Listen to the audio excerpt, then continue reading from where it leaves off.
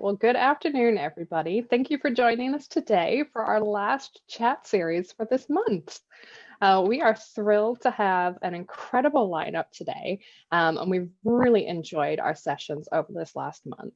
So this series is being focused on the impact of COVID-19 on homelessness here in Orange County, California. And each Thursday of the month, we have had different experts join us to talk through different topics of conversation. So if you missed last week, we heard from Christina from the OC Healthcare Agency's Behavioral Health Services Navigation Program. That is a mouthful to say, and from Jessica from CityNet about how their teams have been doing street outreach during the coronavirus pandemic. If you missed that chat or any of our previous chats, you can find the whole series on Facebook and YouTube. So thanks to everybody who joined us, but let's get into this week.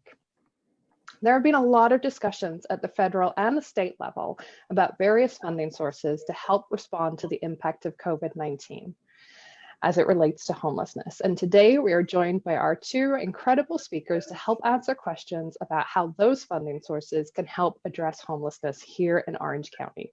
So I'm delighted that today I am joined by Assemblywoman Quirk-Silva, who represents the 65th Assembly District, and U.S. Congressman Mike Levin, who represents the 49th District of California, to help answer our questions about funding.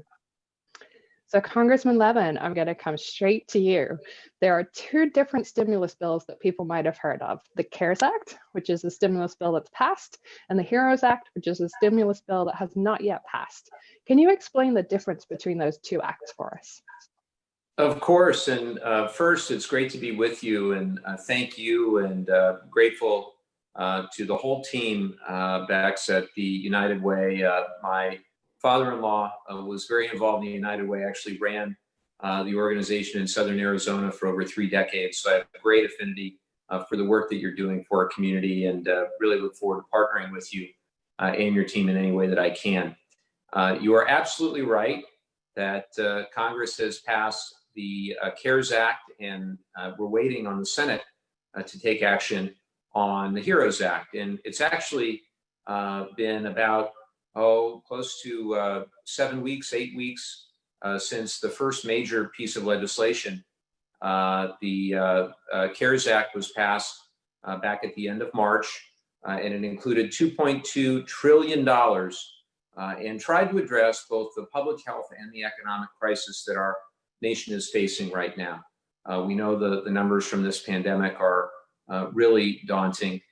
We see the increases in infections and in hospitalizations, of course, in Orange County and in Southern California, and that's a cause for concern. The CARES Act tried to address both challenges, both economic and public health. On the public health side, we're talking about lots of money for our hospitals, lots of money for state and local government, although we soon found not enough. It had $150 billion for state and local government, of which about $15.3 billion went to the state of California. Unfortunately, none of the money went directly to smaller cities, so cities under 500,000, and that included all 34 cities in Orange County. We don't have any cities. We're one of the largest counties in the United States, but we don't have any cities of greater than, I should say, 500,000 people. So that is an area of concern. We need to do better, and we've tried to do better in the HEROES Act. The other thing that I'll mention, the CARES Act created the Paycheck Protection Program. That was the program that now has been administered through the Small Business Administration and through the lenders that work with the Small Business Administration. And it's a $670 billion program. Initially, you could use the money over an 8-week period and have the loan fully forgiven if you're a small business. We've extended that now to 24 weeks. Initially, 75% of the funds had to be spent on payroll. We've reduced that to 60% at the specific request of a number of organizations and companies. So that program has really been a mixed bag. I'd like to think it's been very successful in the sense that it kept a lot of people on payroll, kept a lot of businesses up and running. And of course, we sent a lot of money to our hospitals. We sent a lot of money, although not enough, to education, the $31 billion, both K through 12 and higher education. We clearly need more money there because a lot of our school districts are really hurting. And on the side of direct assistance, we sent a lot of Americans stimulus payments. Of course, I read the articles this morning that I guess over $1 billion went to people who are no longer alive. Obviously, that's not good. That's something we have to work out, and we need a lot more rigorous oversight over how those funds have been spent. But nonetheless, a $1,200 direct cash payment to many Americans, and then expanded unemployment assistance. That was important for both the folks who already qualified for unemployment, because the new expanded unemployment insurance gave them an additional $600 a week, but also for 1099 independent contractors, gig economy workers who became eligible for a new program called the Pandemic Unemployment Assistance Program. So all of that was in the CARES Act. That passed, was signed into law. Those funds have been distributed, and many of them are running out. The Paycheck Protection Program, the application deadline is the end of June, so really only another week. And then the expanded unemployment insurance is running out at the end of July. So we passed the HEROES Act. Now, the HEROES Act, about a month ago, is a very broad, very comprehensive bill that basically includes more money for all of the above, everything that I just mentioned. And it goes further around things that I think will help the homeless population, those on the brink of homelessness, emergency rental assistance. There's money in there to save the United States Postal Service, a lot of other provisions as well. Importantly, for our local communities in Orange County, it takes away that restriction of 500,000, and smaller cities, including all 34 cities in Orange County, would get direct assistance. And I think that's very, very important. As I speak to our mayors, I've got mayors that are Republicans, I've got mayors that are Democrats. They all have told me the same. They need additional help, and the HEROES Act would do that. We sent it to the Senate. It's a massive bill, Bex. It's 1,800 pages. And I don't expect for Mitch McConnell and the folks in the Senate to agree with every page, to agree with every provision, but I do expect them to actually hold hearings, offer amendments, mark the bill up, or come up with their own proposal to help the American people, because the numbers don't lie. We still see, even this morning, 1.5 million people applying for unemployment insurance, still nearly 20 million Americans. The unemployment rate at 13.3 is still very high. And we know that the reason that it's not even higher is because of a lot of the assistance that we provided before in the CARES Act. So that's a brief overview, Bex, and there's a lot more. We've done other things as well, but that's kind of 101 on the CARES Act and the HEROES Act. Thank you so much. Really appreciate that comprehensive overview of the two different acts. So I'm going to turn to Assemblywoman Quirk-Silva for the next question. Can you explain to us the state CARES Act funding and how that will benefit Orange County with regards to housing and homelessness? But again, thank you for having me as well. And I think what is very important for all of us is that we're all communicating. So just listening to the Congressmember Mike Levin is certainly something I'm taking notes on. And I know we're interfacing with our local electeds, our county, and of course the state. And it's just imperative that we not only keep in communication, but that we're understanding who is doing what. Because sending money down, whether it's from the state or from the federal government, is essential and vital. But we also have to know where there's gaps. We have to know who is not receiving funding. So I'll just start with a few responses related to, for example, unemployment. Our office, and I think most congressional and state offices, are fielding quite a few support calls for helping them through unemployment. And it certainly has been a challenge. So we have had very specific calls with the director trying to find out what is the holdup. We have been able to close many cases now, but for those of you who are very frustrated with that, please contact your local assembly member or Congress member, and we try to help where we can. But also, it has taken much longer than we had initially hoped. And so people are out there, some still struggling significantly. We can also agree that the effects of COVID-19 are extraordinarily costly And so whether it's the federal money or the state money, we know this is a huge issue. So an example is our state budget. We are in a $55 billion deficit. But with that, the state has sent money down to the county for COVID-19. One of the kind of premier programs is our motel sheltering program and Project Room Key, and that's also funded by the federal government.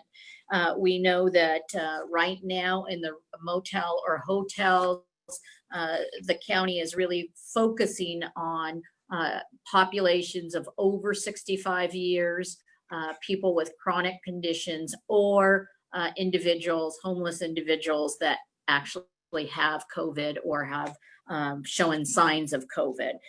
Right now in Orange County, there is over 600 motel rooms in this package of rooms.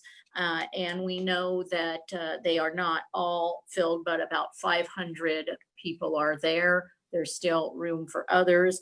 But in the future, one of the things, again, through the state and the federal government is to be able to purchase or possibly keep those rooms for a much longer time, again, using CARES Act funding or hopefully HEROES funding.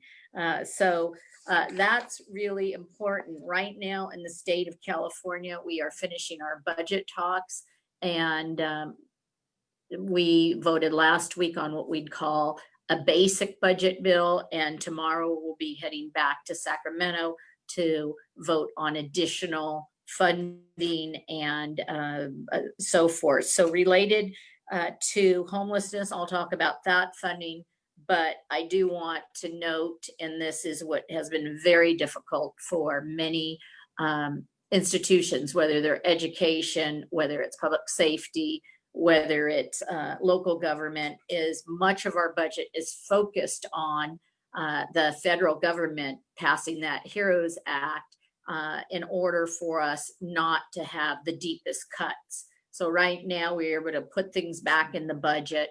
We were able to, for example, continue the adult daycare centers that were on the block to be cut. We were able to continue funding for foster care, for some of these really important safety net services.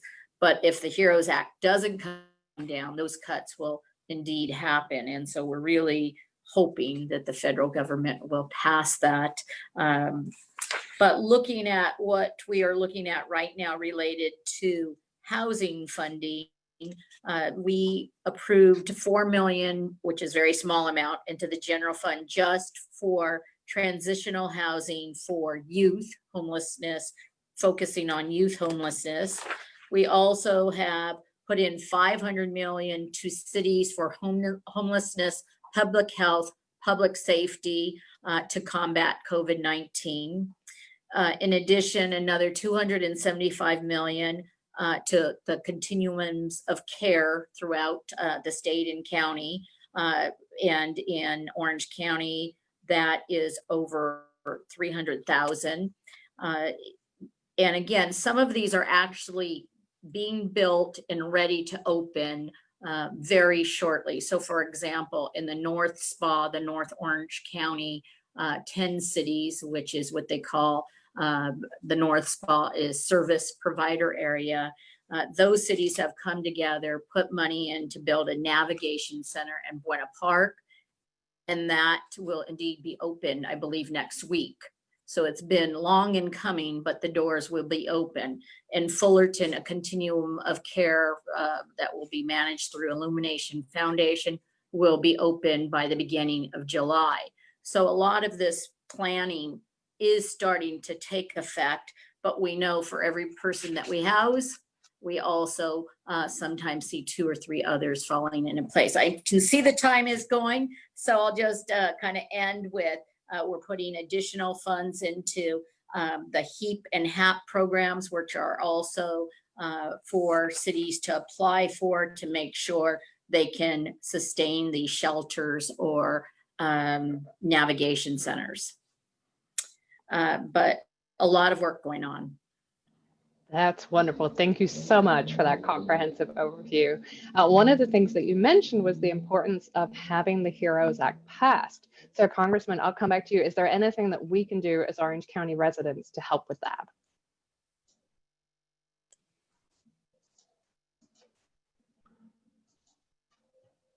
Oh, we have got a slight issue. I think you're muted. There we go. Can you hear me? Yes, yes, we're Great. back.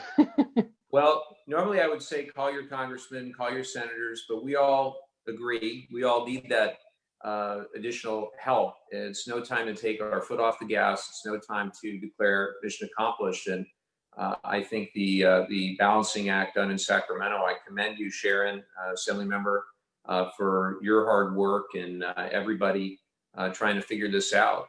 You know, the hope is that the federal government will come in with additional support. I know that the Treasury Secretary and the Chairman of the Federal Reserve, you know, the Fed sent us a lengthy document the other day, really outlining the need to pass additional legislation.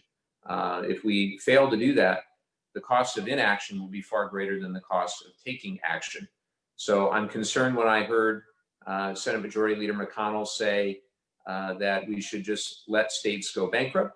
I was concerned when he said we should take a pause because the pandemic is not taking a pause. So what you can do, get involved. If you know anyone in Kentucky, they should definitely call Senator McConnell's office.